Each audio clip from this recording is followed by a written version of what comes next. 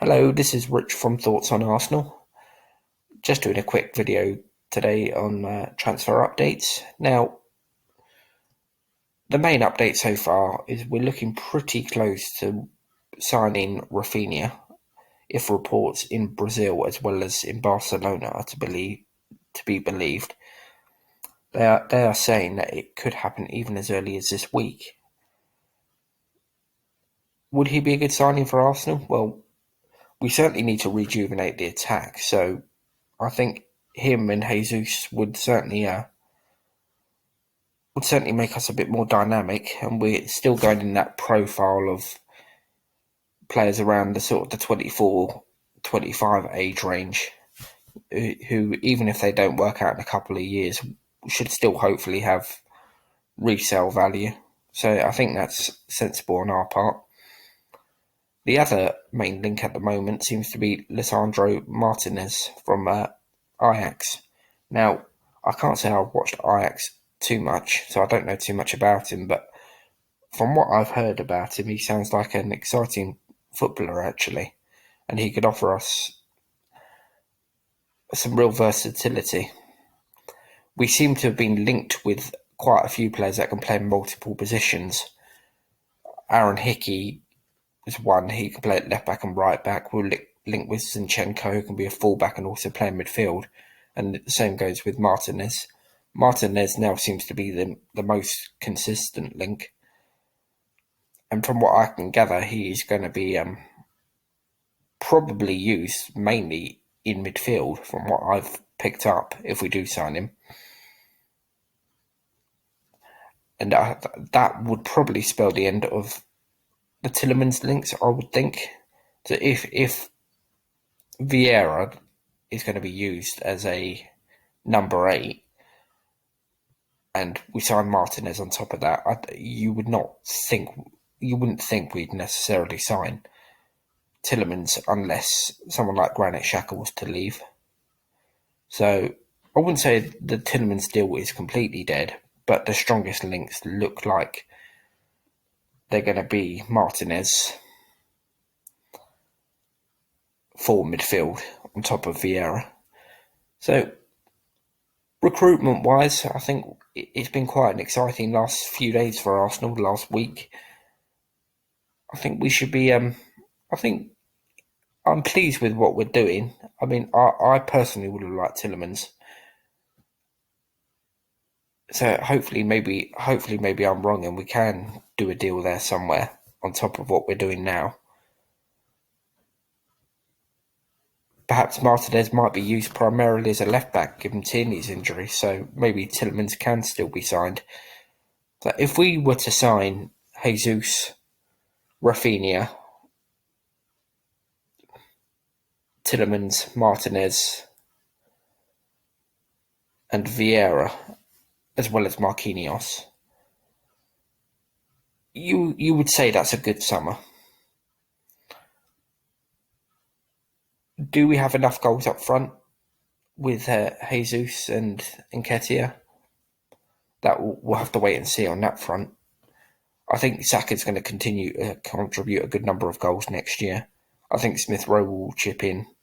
I would hope Martinelli will go up a few levels and score more than he did this season, because he has all the talent in the world to do it. Odegaard will chip in.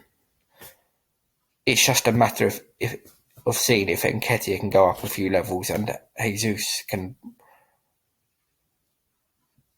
profit from being the main man rather than being kind of a cog in a system as he was at Man City. But I think if you add Raphinha as well to that creativity and as well as goal scoring, I think our attack does look it looks vibrant and it does look exciting. And you would have to say it will look, it will be fluent and it will be interchangeable with the different options that we've got. So I think it's pretty clear actually Arteta is going for something like what he saw at Man City, I think. So going for rather than having a main striker, having lots of goals coming from different areas. which is not something I'm necessarily a huge fan of. I do think you need a striker that can score you 20 plus goals in the league, because I think teams really benefit from that. You saw it with Spurs. Without Kane, Spurs are basically pretty ordinary. But the recruitment that we've done this season, without moaning, I think it's looking good.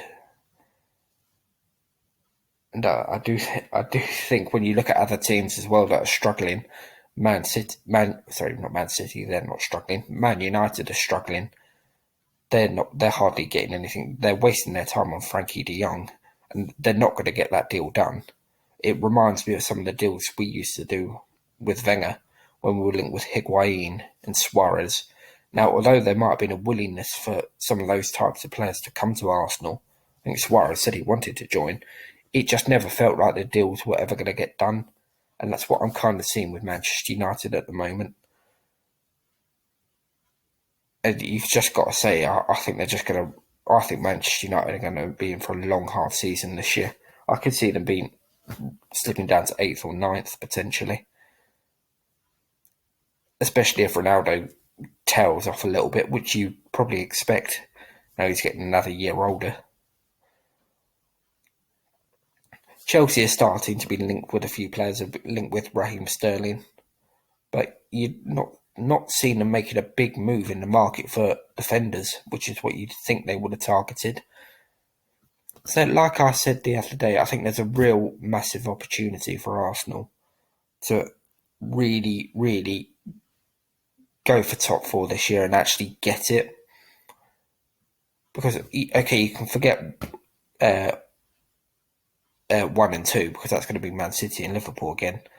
But we're not far behind Spurs. And with another good summer of recruitment, we should be able to overtake them. And that'll be long overdue after being 6 years behind them. But what I have noticed on social media is Spurs fans giving us a lot of grief about things like Spurs are a bigger pool than Arsenal, which is just not the case at all. I was thinking about this last night. They're talking about Arsenal making marquee signings in like Jesus, and if Spurs went in for him, they'd get him. Well, based on what? What's the last marquee signing Spurs made? Now, marquee signings don't always work out, as we saw kind of with, Ozil being the biggest example. But Nicolas Pepe, they don't always work out, but it does show you that there's a level of attraction at the football club, even if they've not been in the Champions League for a while. Arsenal's still a far bigger pool than Tottenham are. Nobody signs for Spurs for the history because they don't have one. They haven't won a bloody league in 60 years. They're not a big club. So if you see someone on social media saying that Arsenal have dropped off and that Spurs are doing so well and that there's been a power shift in North London, well, there just hasn't. They finished above Arsenal for the last 5 or 6 years, but there is a simple reason for that. They have had a better team for large parts of those 4 or 5 years. They've had Kane, they've had Son, but they've still accomplished absolutely nothing with it. They haven't won anything. They haven't won anything for 14 years. That's not the sign of a big club. The sign of a big club is people like Jesus still wanting to join Arsenal, and other top young players still wanting to join Arsenal, even if they've had a period of, you could say, decline over the last 5 or 6 years. But we should now be getting ourselves in a position where we overhaul Tottenham this year. They only finished above us last year based on a couple of things. We did not have any squad depth. We only finished 2 points behind them. If we had a bit more squad depth, and without going into specifics, if we had a bit more up front for the last few months of the season, we would have got top four. And I think we would then be in a position to consolidate ourselves in the top four and actually just bring Spurs back down a bit, because they've become quite jumped up over the last 5 or 6 years. They think, the thing that I saw that really made me laugh was that they were saying that one fan said there's been quite a power shift over the last couple of decades. Well, how has there been a power shift over the last couple of decades? Because if you, by a couple of decades, you mean 20 years. In that time, Arsenal have won a double. They have that, which goes back to 2002. They've won a double in 2002. They won the Premier League in 2004 unbeaten. They won another FA Cup in 2003, 2005, 2014, 2015, 2017, 2019, and no, sorry, not 2019, 2020. And in that time, Spurs have won one League Cup. So yes, you might have overtaken us in the league for a few years, but you haven't done anything with it. So we should now be just not paying any attention to Spurs, even though I've just responded to some of the crap I've seen on social media with them. We shouldn't be aiming at Spurs. We should definitely be looking at third this year, because there's nothing between us and Spurs now. We just need to improve our squad depth, because that's what done it for them last year. They had better players to pull off the bench, as well as Kane and Son. They were bringing off people like Bergwijn, who won them a game away at Leicester, and Lucas Moura, and we were bringing off players like Pepe, who just haven't done anything. So we should, with a bit of squad depth, we should be aiming to finish above them this year. Definitely aiming for third. And hopefully, I would say, look to win a cup again, because we've gone a couple of years now without winning anything. 2 years is long enough to be going without a trophy. We should aim at maybe a League Cup or an FA Cup and a good run in Europe. We could have a really, really good year this season. The recruitment's going well. We've got brilliant young talent. Now what we just need to do is not shoot ourselves in the foot like we did last season. More discipline. Like, we can't have what Rob Holding done away at Spurs. We probably need to be seeing less of Granit Xhaka this year, because he is too much of a liability.